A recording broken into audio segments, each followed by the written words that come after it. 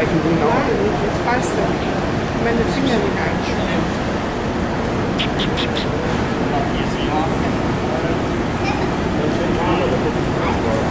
Na du?